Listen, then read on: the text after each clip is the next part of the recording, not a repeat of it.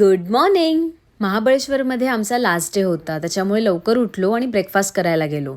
आणि आमची गाडी पण वेळेत आली होती. सो गाडीत बसलो आणि पुण्याला येण्यासाठी निघालो. पण मध्ये मध्ये आम्ही स्टॉप घेत येणार होतो, कारण हे सगळं आम्हाला एक्सप्लोर करायचं होतं. इतके छान मातीची भांडी, बाउल्स एवढे सगळे होते ना, की असं वाटत होतं सगळं घ्यावं.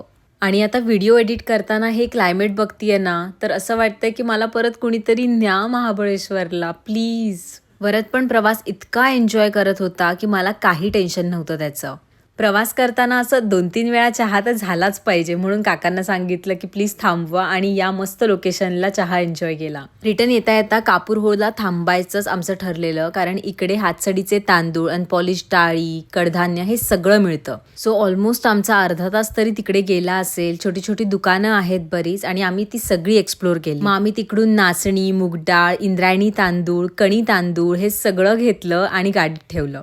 आणि इतका स्मूथ प्रवास झाला आमचा की कळलंच नाही पुण्याला कधी पोहोचलो. चलो, भेटते नवीन ब्लॉगमध्ये. तोपर्यंत बाय.